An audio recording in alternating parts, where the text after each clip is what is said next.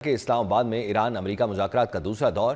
امریکی صدر ٹرمپ کا کہنا ہے ایران امریکہ مذاکرات کے لیے امریکی وفد آج شام اسلام آباد پہنچے گا۔ وائٹ ہاؤس کے مطابق وفد میں J D Vance, Steve Witkoff اور جیرڈ کشنر شامل ہیں۔ امریکی میڈیا کے مطابق ایرانی وفد کل آئے گا۔ ایران نے وفد بھیجنے کی تصدیق نہیں کی۔ امریکی صدر کا کہنا ہے ہم ایران کو ایک منصفانہ اور قابل قبول پیشکش دے رہے ہیں، امید کرتے ہیں وہ ہماری تجاویز قبول کرے گا۔ معاہدہ نہ ہوا تو ہم تمام بجلی گھروں اور پلوں کو تباہ کر دیں گے، انہیں ہتھیار ڈالنے پر مجبور کیا جائے گا۔ اب وقت آ گیا ہے ایران کی لڑائی ختم کی جائے۔ ڈیل نہ ہوئی تو وہ کام کروں گا جو 47 سال میں کسی صدر نے نہیں کیا۔ اب کوئی نرمی نہیں برتی جائے گی۔ ایران نے آبنائے ہرمز بند کرنے کا فیصلہ کیا، جو عجیب بات ہے۔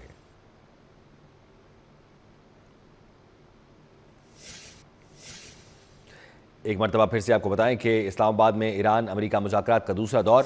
امریکی صدر ٹرمپ کا کہنا ہے کہ ایران امریکہ مذاکرات کے لیے امریکی وفد آج شام اسلام آباد پہنچے گا۔ وائٹ ہاؤس کے مطابق وفد میں J D Vance, Steve Witkoff اور جیرڈ کشنر شامل ہیں۔ امریکی میڈیا کے مطابق ایرانی وفد کل آئے گا۔ اسی حوالے سے مزید جانیں گے ہمارے نمائندے حاشر وڑائی سے۔ حاشر، بتائیے گا کیا اطلاعات ہیں آپ کے پاس مذاکرات کے دور سے متعلق؟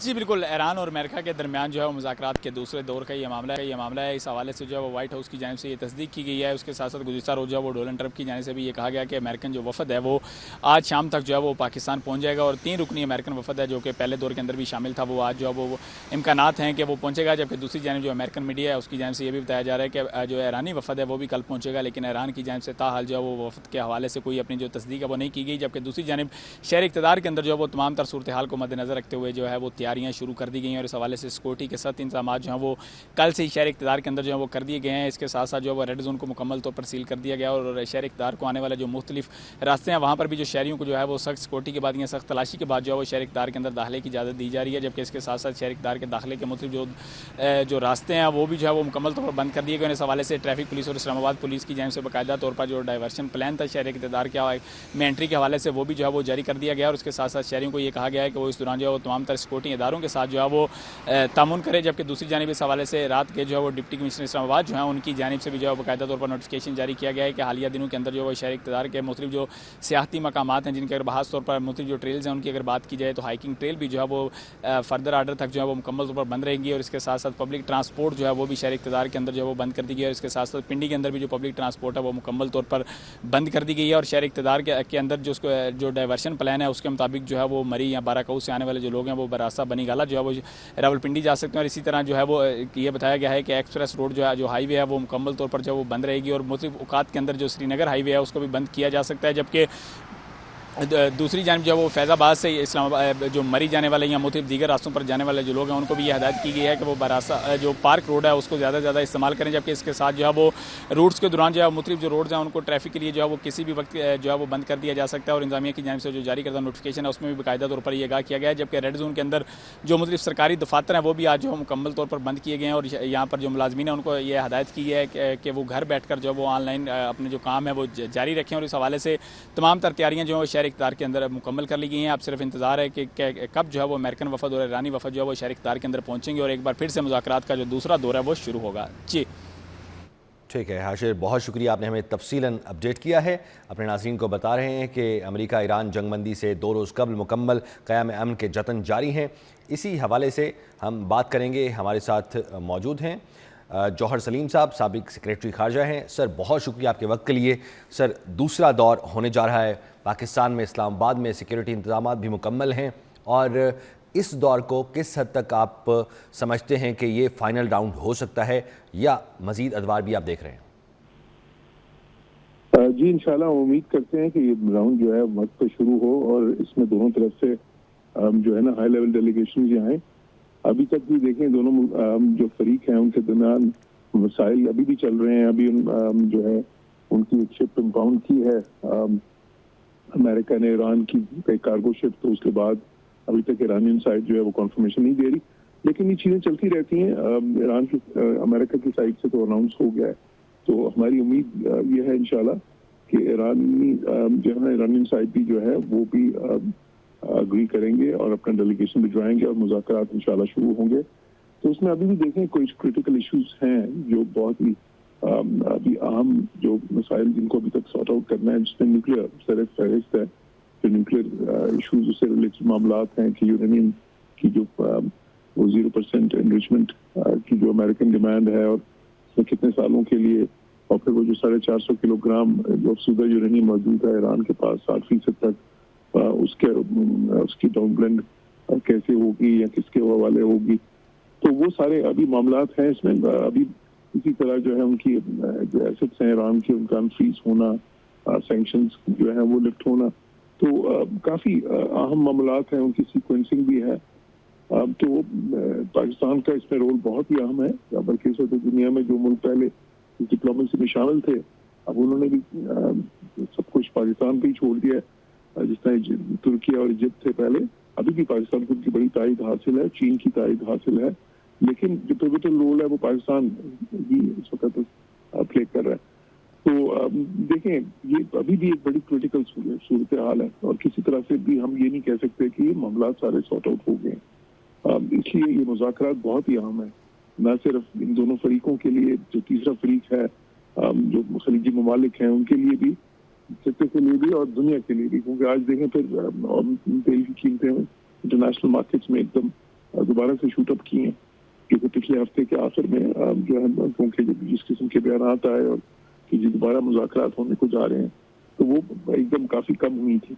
और ख़ास तौर पर जब आपने हुर्मुज़ कुछ आर्जी तौर पर खोला, ईरान ने अनब्लॉक किया रहा था, तो अभी भी जो है ना वो अंग्रेजी की कहावत है कि there is many a slip between the cup and the lip, तो उस तरह की सिचुएशन है, पर इंशाल्लाह हमें कॉन्शियसली ऑप्टिमिस्टिक होना चाहिए। राइट सर, हमारे साथ ही आप मौजूद रहिएगा। हमें अभी ज्वाइन किया है डॉक्टर सईदुज़्ज़मा, माहिर आलमी उमूर हैं। डॉक्टर साहब, बहुत शुक्रिया आपके वक्त के लिए।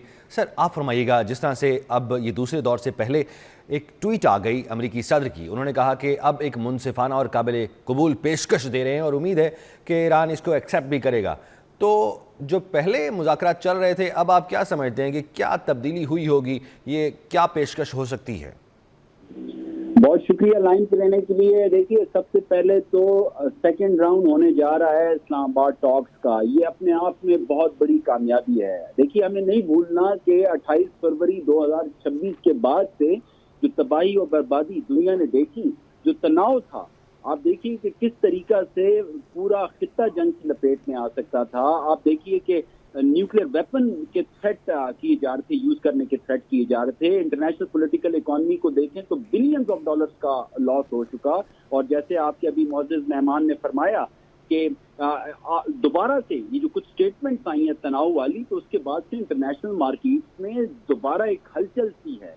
आप देखिए कि कितना तनाव था, उस तमाम तर तनाव में फिर पाकिस्तान का जो मेडिएटरी रोल था, पहले सीज फायर डील सिक्योर की गई, फिर इस्लामाबाद टॉक्स 1 हुई और now it's second round of Islamabad talks. तो ये अपने आप में एक बहुत बड़ी कामयाबी है। नाउ जो प्रेसिडेंट ट्रंप की स्टेटमेंट का जो आपने जिक्र किया कि उन्होंने एक ऑफर दी है और वो समझ रहे हैं और वो चाहते हैं कि ईरान इसको कबूल करे, तो यकीनन ऑफर देना भी एक मैं समझता हूँ कि मुज़ाकराती प्रोसेस में एक कामयाबी होती है। दूसरी तरफ अगर ईरानियन ऑफिशियल उस ऑफर को कबूल करते हैं, ये भी कामयाबी। नेवरदलेस अगर वो उस ऑफर के ऊपर सवालात उठाते हैं और मजीद डिस्कशन करना चाहते हैं, मुज़ाकरात करना चाहते हैं, तो ये भी प्रोसेस का हिस्सा है। हमने समझना है कि आप देखिए कि तनाव और तबाही और बर्बादी जब इतनी ज्यादा हो जाए तो इतनी आसानी से चीजें हल नहीं होती। मुज़ाकराती मेज पे बैठना, गुफ्त शनीद करना, ऑफर से एक दूसरे के सामने रखना, ये मुज़ाकराती प्रोसेस का हिस्सा है। और यही जो कम्युनिकेशन है और ये जो मुज़ाकराती अमल है, यही कॉन्फ्लिक्ट रेजोल्यूशन की तरफ पार्टीज को लेकर जाता है। यहाँ पे मैं समझता हूँ कि जिस तरीका से पाकिस्तान की सिविलियन लीडरशिप, मिलिट्री लीडरशिप, जो इन्वायरमेंट एज ए मेडिएटर इन्होंने फराहम किया, मिनिस्ट्री ऑफ फॉरेन अफेयर्स ने जिस आसान तरीका से सफारतकारी की, मैं समझता हूं कि दोनों पार्टीज को न सिर्फ इसको अप्रिशिएट करना चाहिए, वो कर भी रहे हैं, और साथ में उनको इस अप्रिसिएशन को अपने अमल में कन्वर्ट करना। आई मीन टू से दोनों जो पार्टीज हैं उनको नरमी दिखानी होगी, फ्लेक्सिबिलिटी दिखानी होगी। देखिए, नुकसान हो चुका, सभी का नुकसान हो चुका। अब ये अमेरिका, ईरान और सभी के मफाद में, पूरे खित्ते के मफाद में, दुनिया के मफाद में है कि ये जंग अपनी मंतकी अंजाम तक पहुंचे, और वो मंतकी अंजाम है जनाब अमन, अमन सबके लिए। بالکل سر، آپ نے بالکل صحیح فرمایا کہ جنگ کو اب منطقی انجام تک پہنچنا چاہیے. ہمارے ساتھ ہی رہے گا. ابھی ہمیں جوائن کیا ہے ملیحہ لودھی صاحبہ، سابق سفیر ہیں. میڈم بہت شکریہ آپ کے وقت کے لیے. دوسرا دور پاکستان میں ہونے جا رہا ہے، دوسرے دور سے امید اور اس کے ساتھ پاکستان کی ثالثی پر آپ کا رد عمل. یہ افسوسناک بات ہے کہ مذاکرات پہ ایک سوالیہ نشان آ گیا ہے امریکہ کی ایکشنز کی وجہ سے.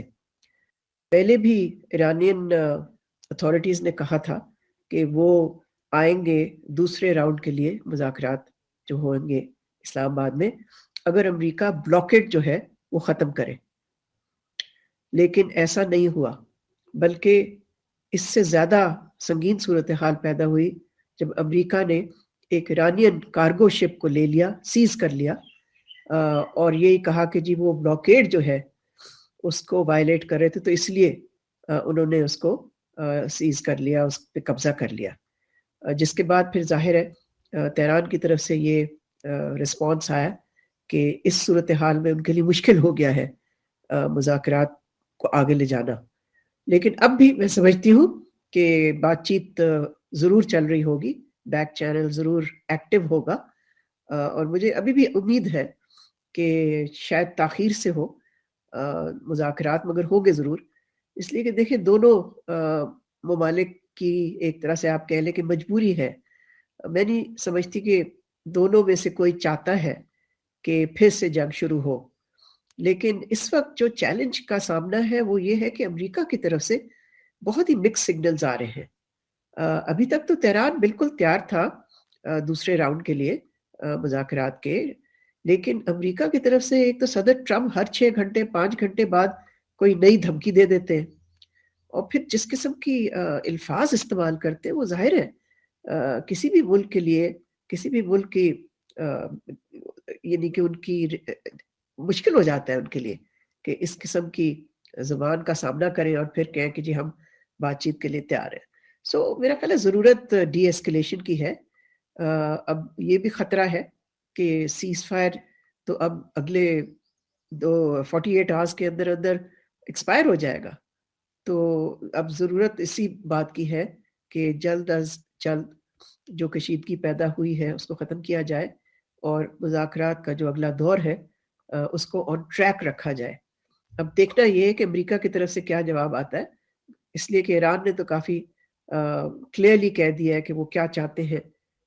حالانکہ انہوں نے یہ بھی ساتھ کہا ہے کہ وہ مذاکرات کے لیے تو ہمیشہ تیار رہتے ہیں، لیکن امریکہ جو یہ آبسٹیکلز ڈال رہا ہے مذاکرات میں جی وہ میڈم بہت شکریہ، آپ نے اپنا قیمتی وقت دیا. ہمارے ساتھ سابق سفیر ملیحہ لودھی صاحبہ موجود تھیں، جوہر سلیم سابق سیکریٹری خارجہ اور ڈاکٹر سعید الزماں ماہر عالمی امور موجود تھے. سر آپ کا بھی بہت شکریہ.